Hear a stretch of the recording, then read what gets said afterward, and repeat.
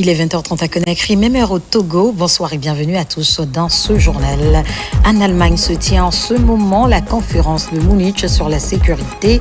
La délégation guinéenne est conduite par le ministre secrétaire général de la présidence de la République générale, Amara Camara. C'était également l'occasion pour lui d'échanger avec certains chefs d'État. Geste humanitaire avec le don de 2 bus du chef de l'État au centre Sogué et l'école des Sourds-Muets, tous deux spécialisés dans l'éducation et la formation des personnes atteintes de handicap. À la fin de cette édition, nous irons à la rencontre d'un couple exemplaire. Après plus d'un siècle de vie commune, le couple Bangura décide de partager leurs secrets. C'est tout pour les sommaires.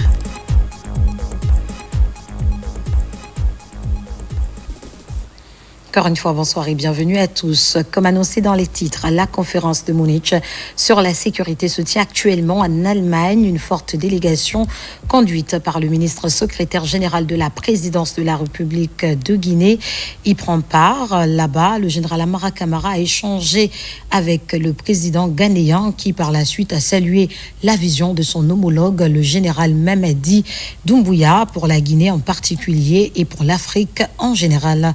Oumar Bari, Alia Camara, Fernando. La délégation guinéenne conduite par le ministre secrétaire général de la présidence, le général Amara Camara, a été chaleureusement accueillie par le président de la République du Ghana, son Excellence John Dramani Mahama, en marge des travaux du sommet sur la sécurité à Munich, en République fédérale d'Allemagne. Le général Amara Camara a commencé par transmettre les salutations fraternelles du président de la République, son Excellence le général Mamadi Doumbouya, à son homologue John Dramani Mahama. Il l'a remercié pour l'invitation adressée au chef de l'État à l'occasion de son investiture le 7 janvier dernier. Le ministre secrétaire général de la présidence a présenté le tableau de bord de la situation socio-politique en Guinée et rappeler les liens historiques et d'amitié qui lient les deux pays. Il a décliné la vision du président de la République, le général Mamadi Doumbouya, concernant le développement socio-économique durable et responsable de la Guinée pour les 15 prochaines années et le maintien des rapports de bon voisinage avec tous les pays de la sous-région. Une occasion pour lui d'aborder le programme hautement stratégique Simandou 2040. Le ministre secrétaire général de la présidence, le général Amara Camara, a fait une présentation exhaustive de la Guinée. D'abord, il a parlé du passé, de l'histoire qui lie nos deux pays. Ensuite, il a dépeint la Guinée sous le leadership du général Mamadi Doumbouya. Nous avons été agréablement surpris de voir que le président du Ghana a une connaissance profonde de la vision du chef de l'État. Une connaissance profonde du programme Simandou 2040. Il a souhaité participer activement à ce grand programme et il a dit qu'il est pressé de venir en Guinée pour rencontrer son frère. Le président de la République du Ghana s'est montré particulièrement réceptif des explications du ministre secrétaire général de la présidence. Son Excellence John Dramani Mahama a salué la vision panafricaniste de son homologue, son Excellence le général Mamadi Doumbouya, forgée dans les traces laissées par les pères fondateurs, les présidents Ahmed Sékou Touré et Kwame Nkrumah. Il a rappelé que son amour pour la Guinée provient de l'hospitalité légendaire accordée au président Kwame Nkrumah, qui, à un moment donné, était, je cite, co-président de la Guinée. Fin de citation. Un fait historique qui explique les bons rapports diplomatiques actuels entre Conakry et Accra. La Guinée a reçu le président ghanéen, l'ancien président ghanéen, le premier président du Ghana, comme co-président de la Guinée. Ça, les Ghanéens ne l'oublieront jamais. Donc c'est en gros le futur. Il dit qu'il viendra très bientôt en Guinée pour rencontrer son frère, le général Doumbouya, et parler de développement, puisqu'il voit que le président est axé sur le développement pour le bien-être de ses populations. Le chef de l'État ghanéen a dit qu'il comprenait très bien les relations entre la Guinée et la CEDEAO, entre la Guinée et le reste du monde, et que eux-mêmes, le Ghana a dû faire 2 révolutions avant d'arriver à l'état actuel. Et donc, se basant sur cette expérience, ils sont sûrs que le changement intervenu le 5 septembre va faire la même chose que ce qui s'est passé au Ghana, c'est-à-dire mettre la Guinée sur les rails de la démocratie et du développement. Dans les jours à venir, le président John Dramani Mahama prévoit de collaborer avec son homologue, son Excellence le général Mamadi Doumbouya, pour ouvrir un nouveau chapitre dans le renforcement des relations d'amitié et de coopération entre Accra et Conakry. Cette initiative inclura la création d'une commission mixte de coopération entre les deux pays, comme l'a mentionné déjà le chef de l'État ghanéen. Sommet mondial des gouvernements à Dubaï, le ministre du Plan et de la Coopération internationale était récemment à la tête d'une importante délégation. Ils ont pris part au 13e sommet mondial des gouvernements tenu du 11 au 13 février 2025. La rencontre a permis aux émissaires du chef de l'État de rencontrer plusieurs partenaires au développement. La suite avec Taban Silla. C'est une mission stratégique placée sous le sceau du dialogue et du partenariat. Elle a permis de consolider les relations bilatérales et de mobiliser des financements cruciaux pour soutenir le développement économique, social et infrastructurel de la Guinée. Nous avons participé à un panel de haut niveau qui parlait de la compétence. Ce panel a vraiment été l'occasion pour la Guinée de dire ce qu'on est en train de faire pour le secteur minier, que ce soit la bauxite, mais aussi que ce soit le fer. Et nous avons aussi parlé du programme Simandou 2040. Ça a été vraiment une opportunité pour parler à nos amis émiratis, mais aussi à nos amis qui sont venus un peu partout dans le monde. Ce déplacement aux Émirats a permis au ministre Nabé et sa suite de trouver un accord clé avec le fonds d'Abu Dhabi pour le financement de la construction de l'échangeur de Koza. L'une des réunions les plus fructueuses, c'était la rencontre avec le directeur général du fonds d'Abu Dhabi. C'est un fonds qui participe au développement socio-économique de notre pays. Nous avons l'honneur de finaliser la construction de l'échangeur de Koza, l'avenant qui avait été signé, mais ça n'a pas été approuvé. Aujourd'hui, nous avons l'honneur d'annoncer que le fonds d'Abu Dhabi a donné son autorisation pour la signature de cet avenant, mais aussi le démarrage très rapide de la construction de l'échangeur de Koza. Le ministre du Plan et de la Coopération internationale, au nom du gouvernement guinéen, s'est félicité des avancées significatives réalisées lors de cette mission. Dans l'actualité encore, une délégation guinéenne était récemment en France pour prendre part au renforcement de capacités. Cette initiative conjointe du gouvernement et de l'Union européenne vise à vulgariser la bonne gouvernance démocratique et la dynamique de modernisation de l'administration publique. La numérisation des documents administratifs était aussi au centre des débats, n'est-ce pas, Boubacar Diaby?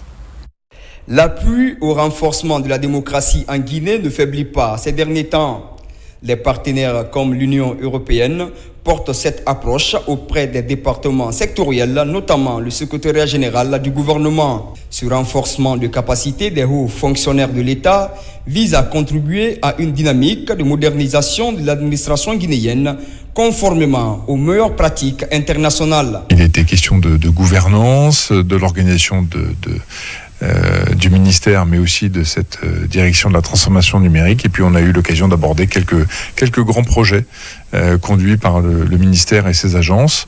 Et on a pu échanger sur les défis que le SGG de la Guinée envisageait de relever dans les prochaines années. Ici, plusieurs dispositifs innovants de l'univers professionnel sont passés au peigne fin. La démarche consiste à outiller des cadres supérieurs des compétences nécessaires pour contribuer à l'amélioration de la gestion au niveau étatique. Nous avons également à traiter de la problématique de la numérisation des textes de l'État, puisque nous avons dans nos missions et attributions la responsabilité de gérer, d'organiser les archives de l'État. Et donc, naturellement, nous avons discuté, nous nous sommes interrogés sur la méthode employée ici en France. On a eu l'occasion de rencontrer les responsables de la délégation interministérielle à l'encadrement supérieur de l'État, qu'on appelle la DIES.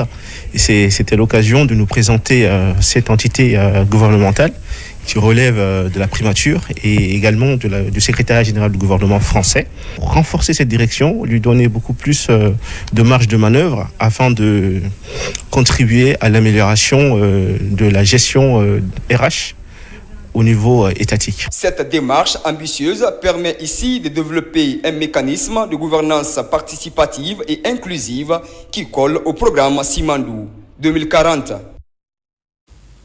Le garde des Sceaux, ministre de la Justice et des Droits de l'Homme, vient d'effectuer une visite guidée dans le vaste chantier de construction du tribunal de première instance de Farana. La suite avec Ibrahima Oulé Fofana. Voici l'état du vieux chantier du tribunal de première instance de Farana. Lancé en 2018 pour un délai contractuel de 18 mois, les travaux peinent encore à finir. Jusqu'à présent, le taux d'exécution est à 85%. Une finition qui tarde toujours par manque de financement. C'était prévu pour 18 mois et ça fait 7 ans. Mais bon, je crois que c'est une chance parce que j'ai vu le ministre des Finances sur place, le ministre de la Défense, le Premier ministre, et le ministre de la Justice et le gouverneur de Farana. Ils m'ont promis, je les ai promis aussi, si je suis payé, ils me donnent le délai seulement. Dans 1 ou 2, 3 mois, et je peux leur livrer ça. Il nous a été affirmé par l'entrepreneur qui est sur le chantier que les travaux sont avancés à hauteur de 85%. Et que depuis hier, un paiement de 1,5 milliard lui a été fait pour la continuation des travaux. Et il a tout de suite précisé également que ce montant n'est pas suffisant pour l'achèvement total. Il fallait un rajout de 4 milliards et quelques. Tout ceci a été dit devant M. le Premier ministre, le ministre de la Défense, le ministre de la Sécurité, le ministre du Budget et moi-même. Les dispositions vont être prises et engagées à l'effet de rapidement terminer cet édifice pour qu'il soit inauguré dans les 3-4 mois prochains. Le séjour de travail du ministre de la Justice a été élargi à toute l'administration judiciaire de la région administrative. L'occasion pour Yaya Kairaba Kaba de toucher du doigt les réalités de la maison carcérale de Farana. La population carcérale à la maison centrale de Farana se chiffre à 135 personnes. Et sur les 135 personnes, 110 personnes sont jugées et condamnées, situées sur leur sort. Donc, si on faisait l'exercice de soustraction, il n'y a que 25 personnes dont les dossiers sont en cours de procédure au niveau des magistrats. Ceci déjà me reconforte parce que je vois que le rythme du travail à la maison centrale est bien appréciable. Ici, le ministre de la Justice est satisfait de l'administration judiciaire. À la maison centrale, par exemple, il a apprécié les conditions de détention. Pour ce qui est du palais de justice en chantier, l'espoir est permis. Nous ne changeons pas de sujet à Farana. Le ministre de la Défense nationale visite des infrastructures militaires réalisées en faveur des forces de défense et de sécurité. Des actions qui s'inscrivent dans le cadre de l'amélioration des conditions de vie et de travail des hommes en uniforme, telles que souhaitées par le chef de l'État, le général Mamadi Doumbouya. Caporal Mabinti Keïta, correspondante de la presse militaire. Le bataillon autonome de Farana est désormais clôturé grâce aux nombreux chantiers ouverts après la première immersion gouvernementale de 2022. C'est dans cet espace sécurisé que le ministre de la Défense nationale a visité les autres chantiers en cours de réalisation. La mise à disposition de ces réalisations est très attendue par le commandement. Il y a minimum 5 bâtiments terminés et 5 d'autres sont en cours maintenant de finalisation. Nous sommes minimum à 95% au niveau de l'évolution des chantiers. Le bataillon est en plein progrès actuellement, notamment la construction du bloc administratif du bataillon, les logements des officiers. Il y a 15 appartements qui sont prévus là-bas, et aussi la construction d'un mess et d'un foyer, la salle de musculation qui sont prévus, d'autres services tels que l'infirmerie qui est actuellement en cours de construction. Nous nous réjouissons des différentes réalisations qui sont là, notamment un dortoir qui pouvant abriter jusqu'à 250 personnes. Nous avons quelques latrines publiques qui sont réalisées dans le même projet. À la base aérienne de Farana, c'est une véritable révolution infrastructurelle qui se produit. Des bâtiments modernes pour l'administration et les logements du commandement et de la troupe. Et c'est une première depuis notre indépendance. L'armée d'hier et l'armée d'aujourd'hui, je dirais, Dieu merci, on remercie le général Mamadi Doumbouya, président de la République, chef suprême des armées, de la réforme qu'il a engagée au sein de l'armée guinéenne. Pour preuve, avant ces infrastructures réalisées par le CNRD, nous étions basés dans le local de l'ANA, comme ici, là où nous sommes.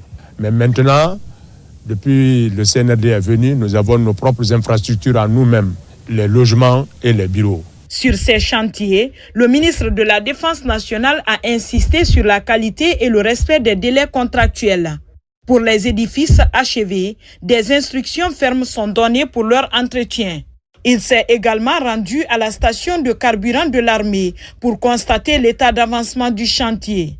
À la place d'armes du bataillon autonome de Farana et devant le commandement des forces de défense et de sécurité, l'ambassadeur Aboubakar Sidiki Kamara a prodigué d'utiles conseils aux hommes en uniforme. Des messages axés essentiellement sur la discipline militaire, le patriotisme, la vigilance et la bonne cohabitation avec la population civile. Pose de la première pierre ce vendredi du commissariat central de Dinguiraye. Il s'agit d'un bâtiment R+1 avec toutes les commodités possibles. Sa réalisation sera plus qu'un ouf de soulagement pour le personnel de police de la localité. La cérémonie s'est déroulée en présence du Premier ministre Amadou Oriba Alpha Gaba. Dans moins de 7 mois, Dinguiraye aura son commissariat central de police. La pose de la première pierre vient de s'effectuer. Il s'agit d'un bâtiment de R+1 en plein centre-ville de la cité sainte de El Hadj Oumar Tall.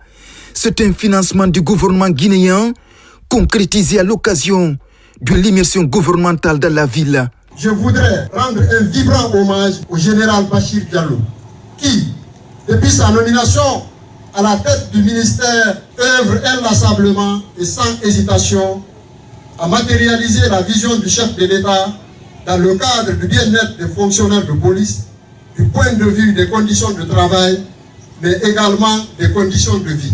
Pour accomplir sa mission, la police guinéenne a besoin de formation et d'équipement. La préoccupation est bien connue par Bachir Diallo.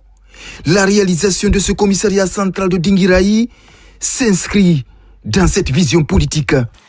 Le futur commissariat central qui sortira de terre sous peu sera un lieu de dialogue où sensibilisation et prévention viendront compléter l'action répressive, car la sécurité est l'affaire de tous. Il faut recruter et former pour renforcer les effectifs dans les commissariats centraux et ses directions régionales en voie de construction. Il faut ensuite investir dans les technologies et les équipements modernes, notamment les caméras, les radars, les drones, la biométrie et l'intelligence artificielle. On sensibilise nos jeunes sur le fait que lorsqu'il n'y a pas une police quelque part, c'est la loi du plus fort qui l'emporte. Et la loi du plus fort, c'est toujours contre les plus faibles, contre les démunis. D'où la nécessité absolue de faire en sorte qu'avec la pose de la première pierre pour la reconstruction du commissariat central de Dinguiraye, que le message, comme l'a commencé tout à l'heure à le dire le général Bachir Diallo, la police va de pair avec la paix, avec la cohésion, avec le vivre ensemble et avec une efficacité dans la lutte contre l'insécurité. La construction du commissariat central de police de Dinguiraye devrait permettre au personnel de mener à bien sa mission régalienne, celle de la sécurisation des personnes et de leurs biens dans la cité sainte de El Hadj Oumar Tall. À Farana, l'immersion gouvernementale a été bouclée par l'inauguration de plusieurs infrastructures universitaires et l'animation d'une masterclass autour de Simandou Academy. L'occasion pour le ministre Alpha Bakar Barry d'expliquer aux étudiants la vision stratégique du général Mamadi Doumbouya à travers le programme Simandou 2040. Tout savoir dans ce compte-rendu de Mounir Barry. Devant un parterre des étudiants et encadreurs, le chef du département de l'enseignement supérieur, de la recherche scientifique et de l'innovation décline la vision stratégique du chef de l'État autour du programme Simandou. Les axes prioritaires du gouvernement, les démarches de développement et toutes les opportunités sont expliquées aux étudiants de ce temple du savoir qui a pour centre d'intérêt l'économie rurale. Dans le cadre de cette immersion, notre rôle aussi, c'est d'expliquer aux populations, aux usagers de nos différents départements ministériels, la vision du chef de l'État, la décliner et de leur montrer et démontrer aussi la pertinence de cette vision-là dans le cadre du développement de la Guinée. Ils ont compris le rôle central qu'ils vont jouer dans les prochaines années dans le développement de ce pays. Pour un institut comme celui de Farana, qui est spécialisé dans l'agriculture et les sciences vétérinaires et l'élevage, c'est fondamental.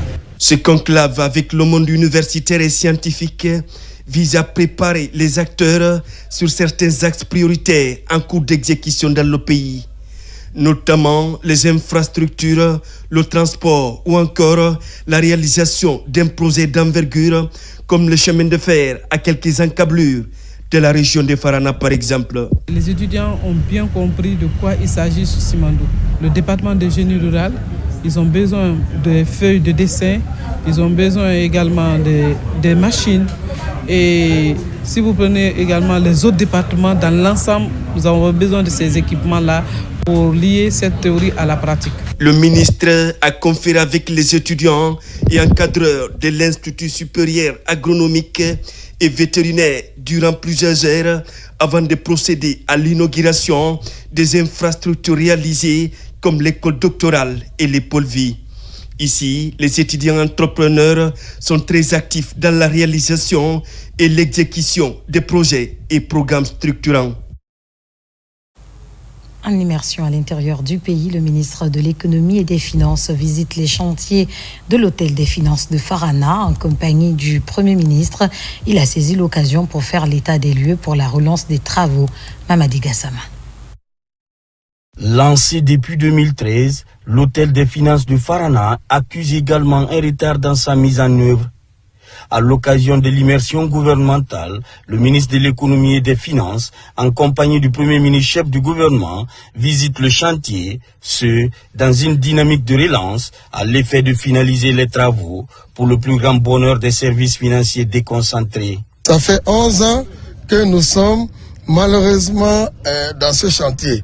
Nous sommes dans la dynamique de la relance pour pouvoir finaliser dans 2 ou 3 mois, afin que l'administration déconcentrée financière puisse se retrouver sur le même périmètre d'activité. Le même périmètre d'activité qu'on appellerait une mutualisation. Et c'est ça la volonté des autorités, c'est ça la volonté du président et c'est la volonté également du Premier ministre et l'ensemble des gouvernements qui doivent travailler en symbiose pour des économies d'échelle. L'édifice, une fois achevé, permettra aux pôles financiers de la région de travailler en harmonie avec pour objectif d'offrir un service public de qualité aux contribuables. Le trésorier régional travaillera aux côtés du contrôleur financier, qui travaillera aussi aux côtés de la personne responsable de passation des marchés publics, qui travaillera aussi aux côtés des autres structures financières et économiques de la région. La démarche s'inscrit dans le cadre de la mise en place d'un écosystème d'infrastructures en faveur des administrations déconcentrées. À présent, ce communiqué de l'autorité de régulation des postes et télécommunications, communiqué dans le cadre de ses missions de régulation et de contrôle, l'autorité de régulation des postes et télécommunications, ARPT, constate une augmentation préoccupante de l'importation, de l'installation et de l'utilisation non autorisée des systèmes de radiocommunication en République de Guinée.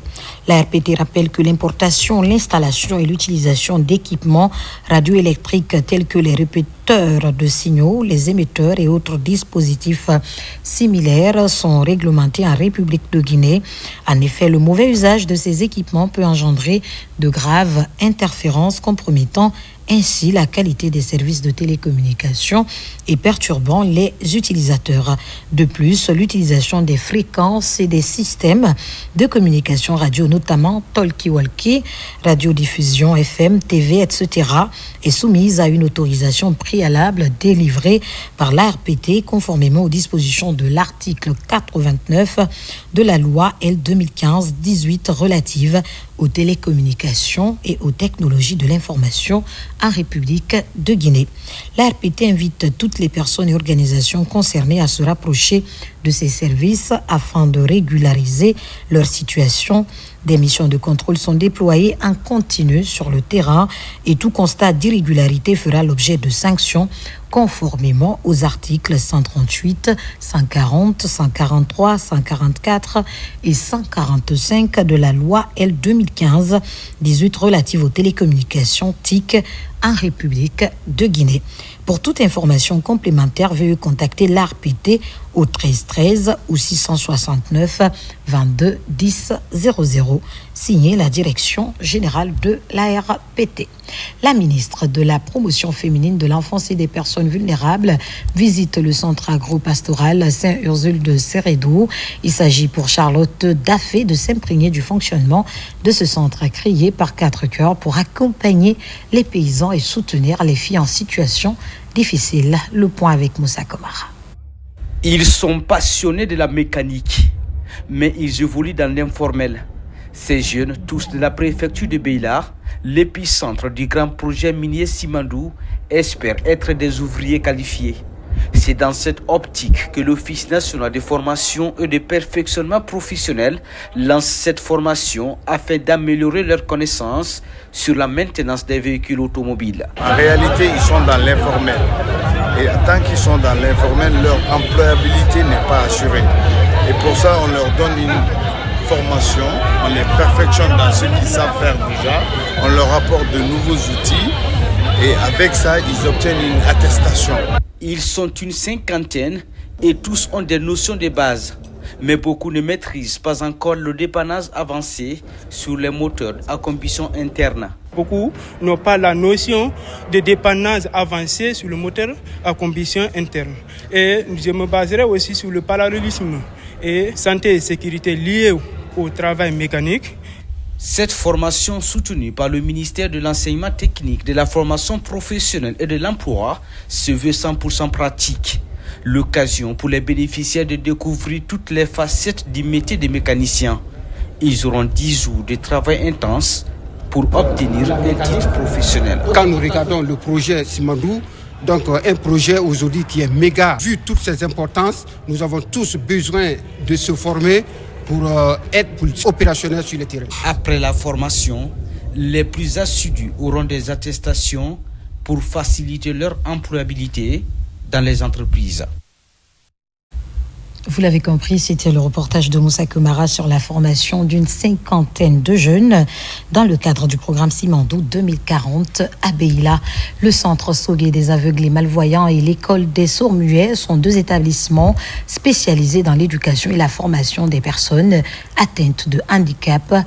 Ils viennent de bénéficier de bus scolaires. Ces engins permettront de transporter les élèves de la maison à l'école et de l'école à la maison. C'est un geste du général d'armée Mamadi Doumbouya qui en 2022 avait doté ces structures de plusieurs bus. Mohamed de Camara, Alkali, Kobele Keita. Les conditions de ramassage et de transport des élèves porteurs de handicap connaissent une amélioration à Conakry. 2 minibus de 18 places viennent renforcer le parc automobile des écoles spécialisées du centre Sogué des aveugles et malvoyants de Taouya et l'école des sourds-muets de Boulbiné. C'est un don du général président Mamadi Doumbouya qui place le social au premier plan des défis à relever dans cette transition. Un engagement humanitaire qui fait de l'inclusion sociale des personnes vulnérables une réalité. Le premier bus nous a servi, nous a rendu beaucoup de services. Et vraiment, nous sommes très contents. Mais nous ne serons pas restés comme ça, là, sans remercier d'abord notre ministre, à travers elle, remercier son excellence le président de la République, vraiment pour l'effort qu'ils fournissent pour cette école. Un ouf de soulagement pour les parents et pour les élèves, le personnel aussi également. On avait eu un premier bus, donc, mais l'effectif à cause de ce bus-là, les sourds-muets sont venus en grand nombre.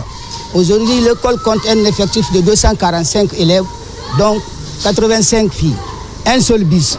Donc, vraiment, c'est quelque chose qui me tenait au cœur. Mais Dieu a fait qu'aujourd'hui, l'autorité vraiment s'est battue pour nous doter d'un deuxième bus. Dans la même logique de l'amélioration des conditions d'existence des personnes vulnérables, le gouvernement guinéen offre une quantité importante de produits pharmaceutiques aux personnes âgées. Le lot sera géré par l'unité de gériatrie du Centre de formation sociale appliquée Jean-Paul II. C'est réellement un grand soulagement.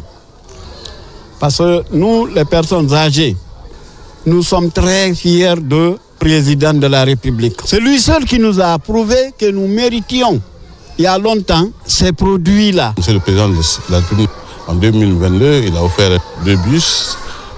Cette année, dernièrement encore, il vient d'offrir 2 bus. Et là prouve qu'il est dans la logique de sa cohérence de ne laisser personne pour compte. Cela va permettre à ces jeunes enfants-là d'aller librement à l'école, d'être transportés, puisque c'est ça la volonté de la mobilité qui est recherchée pour cette catégorie d'enfants vulnérables. Cet autre geste hautement humanitaire vise la prise en charge sanitaire des personnes du 3e âge, sans discrimination aucune. Comme annoncé précédemment, la ministre de la Promotion féminine de l'enfance et des personnes vulnérables visite le centre agro-pastoral Saint-Ursule de Sérédou. Il s'agissait pour Charlotte Daffé de s'imprégner du fonctionnement de ce centre créé par 4 cœurs pour accompagner les paysans et soutenir les filles en situation difficile. Le point avec Moussa Komar. C'est en 2016 que ce centre agro-pastoral de Sérédou, situé au pied du mont Ziaman, a été créé par 4 sœurs, avec pour ambition soutenir les producteurs locaux, promouvoir un développement durable et communautaire, ainsi aider les jeunes filles en situation difficile de devenir autonomes. On a vu un grand besoin au niveau de l'agriculture, où on s'est dit que les gens cultivent, mais ils n'arrivent pas à obtenir le résultat comme il faut.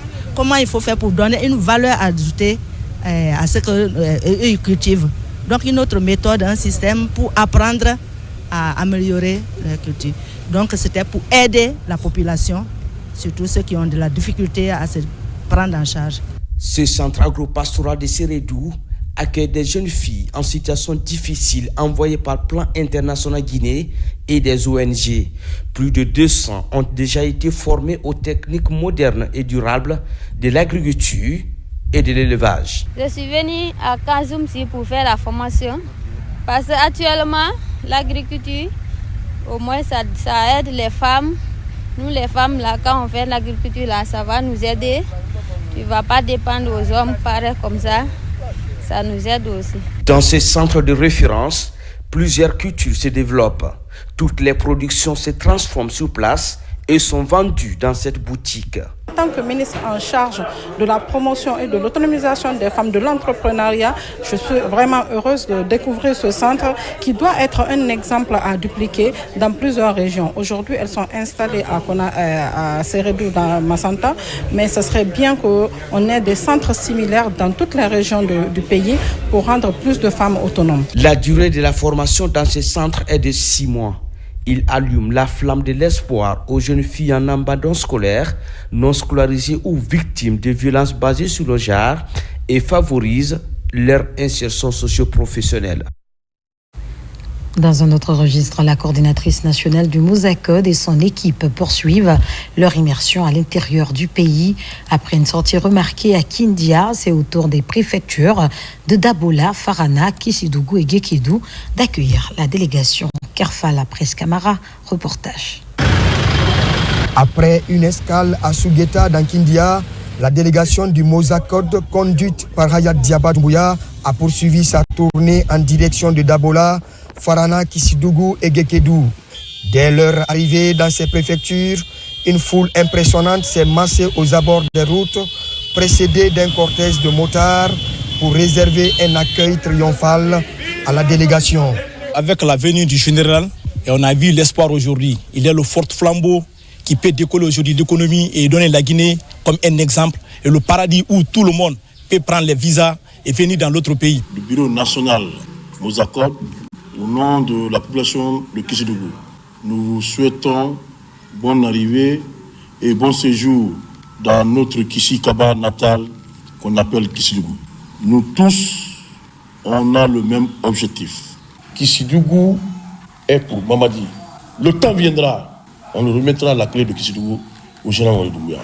Saisi par l'ampleur de cet accueil, le bureau national du Mozakod, par la voix de son président, n'a pas manqué d'exprimer sa gratitude et son admiration pour l'engagement des populations locales. Remercier les organisateurs qui ont réussi à mobiliser du matin jusqu'à cette heure-là. Je demande à tous ceux qui sont ici présents, si vous acceptez d'accompagner le Mozakod, vous avez accepté d'accompagner la vérité.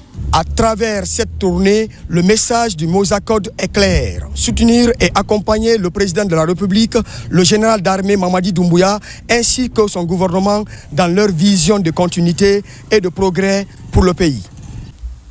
À quelques semaines du Ramadan et du carême chrétien, le département de tutelle se préoccupe de la stabilité des denrées de première nécessité. Ce jeudi, Dr Djaka Sidibé a rencontré les membres de la Chambre du commerce. Ils ont discuté des mesures urgentes à prendre pour le bien-être des fidèles. Maïmouna Beladialo, explication. Le mois de Ramadan et celui chrétien, c'est dans 2 semaines. Face aux opérateurs économiques, la ministre du Commerce, de l'Industrie et des PME remet la préoccupation des citoyens sur la table. Toutes les questions relatives à la stabilité des prix sur le marché ont été abordées. Cette année, le carême va se passer dans de meilleures conditions ainsi que le mois de Ramadan. Il y a eu des propositions de la part de la Chambre de commerce de l'Industrie de PME de la Guinée, mais nous sommes optimiste, comme je l'ai dit, en ce qui concerne une bonne proposition de prix pour les citoyens, pour les consommateurs de la Guinée. L'autre sujet de la rencontre, c'est l'insuffisance des magasins de stockage.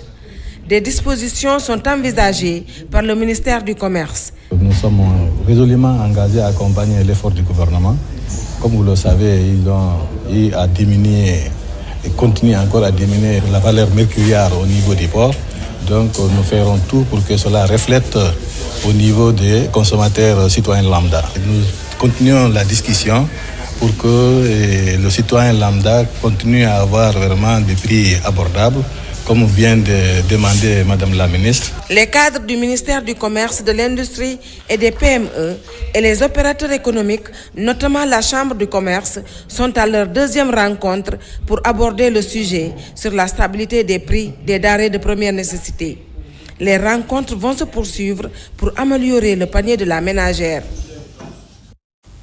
Dans l'actualité encore, l'association Philo Cabral Fria vient d'apporter son soutien aux populations de la ville. Elle vient d'offrir au service des urgences de l'hôpital préfectoral un appareil de réanimation. Plus loin, l'équipe s'est rendue à la bibliothèque préfectorale où elle a effectué plusieurs dons de livres. L'objectif est clair, assister les malades et encourager la formation des jeunes. Bakary Bamba Condé. En Guinée, l'accès aux soins de santé et à l'éducation reste un défi majeur. L'association Philo Cabral Fria se mobilise pour apporter un changement significatif. En offrant des équipements sanitaires à l'hôpital local et des livres aux élèves de la préfecture de Fria, cette organisation non gouvernementale s'inscrit dans un esprit de solidarité et d'engagement envers la communauté pour leur redonner de l'espoir. C'est vraiment dans le souci d'améliorer la prise en charge des populations de Fria. Je dois aussi offrir aux écoles de Fria plus de 300 livres, cela pour garantir un accès égal à l'éducation et à la santé à tous les enfants de Fria. L'hôpital préfectoral bénéficie ainsi d'un défibrillateur. Il s'agit d'un outil vital dans la lutte contre les arrêts cardiaques. Ce défibrillateur va améliorer la qualité de prise en charge des personnes qui viennent en urgence pour améliorer leur pronostic de survie face à l'affection qui les amène au niveau de la maternité. Plus de 300 livres, toutes sciences confondues, sont remis à la bibliothèque préfectorale. Ces documents doivent renforcer la motivation des bénéficiaires et accroître leur confiance en eux et leur désir de participer activement en classe. Ces livres-là vont nous permettre d'améliorer l'enseignement-apprentissage dans la préfecture de Fria et dans nos écoles au bénéfice de nos élèves. Par ce geste, l'association amicale Cabral Fria rappelle à chacun que la solidarité est une force collective. Je vous le disais au sommaire, ce soir nous partons à la rencontre du couple Bangoura à l'occasion de la Saint-Valentin. Ce couple partage avec nous le début de leur histoire qui aboutira au mariage grâce au père de demoiselle Yari dans les années 60. Aujourd'hui, monsieur a 89 ans et madame 79 ans. Malgré l'âge qui avance, ils se souviennent de tout dans les moindres détails. Makeme Danzo. À leur temps, les mœurs et coutumes étaient respectées. Le bon vieux temps où la famille était au centre de toutes les décisions. Dans les années 50, Yari Bangoura faisait partie des jeunes filles scolarisées de la capitale. Elle commence le primaire par l'école de ravitaillement à Boulbiné, actuelle école des sourds-muets. Après, l'école du centre, puis le lycée des jeunes filles chez Madame Sultan, où elle passera le brevet. Avec ce diplôme, la jeune Yari est orientée à l'école secondaire de la santé de Donka. À peine âgée de 18 ans, ses parents acceptent la demande d'un jeune militaire reconverti en administrateur civil, Mamadou Bangoura, qui avait fait un premier mariage en 1957 sans suite. Bref, ce n'était pas son choix. Je l'ai rencontré à Kamayen. Moi, j'étais responsable politique, membre du comité régional de la GIA de Conakry 2. Depuis 1959 jusqu'en 1973, j'avais quitté maintenant. Alors c'est là-bas que je l'ai connu. Souvent, j'allais là-bas en insection. Alors, quand je l'ai vu au bureau là-bas, j'ai demandé un des parents à elle.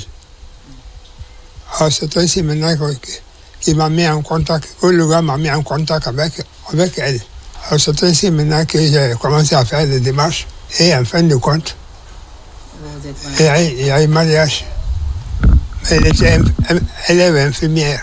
La jeune Yari ne rêvait pas se marier en ce moment, car elle était comptée parmi les intellectuels du quartier. Et aller jusqu'au bout de ses études était son souhait. Mais bon, la famille est forte et la volonté du père est un ordre à respecter au pied de la lettre. Ainsi, le 19 septembre 1966, le mariage est célébré. Ils deviennent un couple responsable. J'étais petite, je ne voulais même pas me marier parce que j'étudiais avec les parents à ce moment-là. Quand on te dit c'est ça, c'est ça. Ce jeune couple intellectuel passe de bons moments ensemble.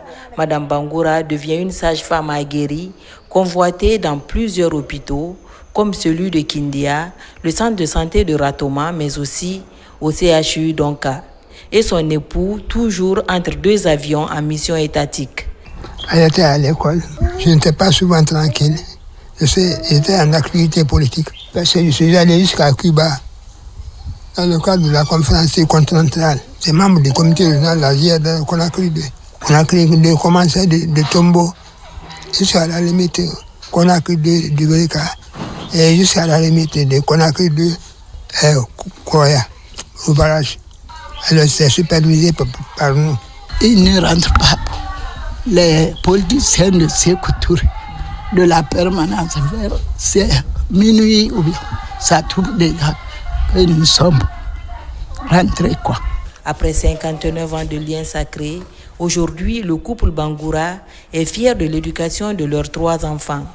Ils vivent dans leur concession entourés de leurs enfants et petits-enfants qui leur accordent un maximum de respect. Ces 2 vieux tourtereaux se battent contre le poids de l'âge. Mais la complicité entre monsieur et madame Bangoura reste intacte.